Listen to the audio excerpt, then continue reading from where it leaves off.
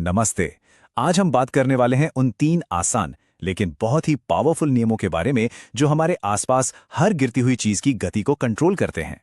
तो चलिए फिजिक्स के इस रहस्य को समझने की शुरुआत एक ऐसे एक्सपीरियंस से करते हैं जो हम सबके साथ होता है। कभी ऐसा हुआ है कि आपके हाथ से फोन छूट गया हो और बस उस एक पल के लिए सब कुछ स्लो मोशन में चलता हुआ लगे? वो दिल की धड़कन रोक देने वाला मोमेंट जब फोन हवा में होता है। अब ये एक बिल्कुल रैंडम घटना लग सकती है ना? लेकिन फिजिक्स के लिए ये एक खुली किताब जैसा है। हम उस फोन के हर एक सेकंड का बिल्कुल आगे का रास्ता और स्पीड सब कुछ प्रिडिक्ट कर सकते हैं। ये कोई जादू नहीं बल्कि प्योर साइंस है। लेकिन उन रूल्स तक पहुंचने से पहले हमें मोशन की यानी गति की भाषा समझनी पड़ेगी, क्योंकि फिजिक्स में ना हर शब्द का एक बिल्कुल सटीक मतलब होता है। तो आइए पहले कुछ बेसिक टर्म्स को क्लियर कर लेते हैं। तो सबसे पहला टर्म है डिस्प्लेसमेंट यानी विस्थापन। इसे ऐसे समझिए, ये किसी भी चीज के स्टार्टिंग पॉइंट और एंडिंग पॉइंट के बीच की सबसे सीधी दूरी है। मतलब वो पूरा रास्ता नहीं जो तय किया गया, बल्कि बस एक सीधी लाइन। जैसे कहते हैं ना, एज द क्रो फ्लाइज, बिल्कुल वैसा। अच्छा, अगला टर्म है वेलोसिटी यानी वेग। अब देखिए, ये सिर्फ स्पीड नहीं है, ये है स्पीड एक खास डायरेक्शन में। सोच के देखिए, जैसे कार का स्पीडोमीटर होता है जो ये तो बताता ही है कि गाड़ी कितनी तेज चल रही है, पर वेलोसिटी ये भी बताती है कि वो किस तरफ जा रही है। ये मोशन का एक स्नैपशॉट जैसा है। और फिर आता है एक्सेलरेशन यानी त्वरण। ये वो रेट है जिस पर किसी ऑब्जेक्ट की वेलोसिटी बदलती है। आसान भाषा में ये बिल्कुल कार का एक्सेलरेटर दबाने या ब्रेक लगाने जैसा है। जब भी वेलोसिटी बदलेगी, चाहे स्पीड बढ़े या घटे या फिर डायरेक्शन बदले, समझ लीजिए वहां एक्सेलरेशन हो रहा है। ठीक है, तो अब जब हम ये बेसिक भाषा समझ गए हैं, तो चलिए उन 3 पावरफुल टूल्स को देखते हैं जिनका इस्तेमाल फिजिसिस्ट किसी भी चीज की मोशन को डिस्क्राइब करने के लिए करते हैं। तो ये हैं मोशन के वो 3 इक्वेशंस। इन्हें फिजिक्स का टूल किट समझिए। पहला वाला v = u + at, ये हमें बताता है कि थोड़ी देर बाद कोई चीज कितनी तेजी से चल रही होगी। दूसरा s = ut + ½ at², इससे हम ये पता लगा सकते हैं कि वो चीज कितनी दूर चली गई। और तीसरा v² = u² + 2as, ये तब बहुत काम आता है जब हमें टाइम का पता नहीं होता लेकिन वेलोसिटी या डिस्प्लेसमेंट जानना चाहते हैं।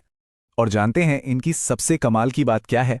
ये 3 सिंपल से इक्वेशंस किसी भी ऐसी मोशन को बिल्कुल आसानी से डिस्क्राइब कर सकते हैं जहां एक्सेलरेशन कांस्टेंट हो, चाहे वो एक गिरता हुआ पत्थर हो या स्पेस में जाता हुआ रॉकेट। अब चलिए इन टूल्स को इस्तेमाल करके देखते हैं, और इसका सबसे बेहतरीन एग्जाम्पल क्या हो सकता है? ग्रेविटी।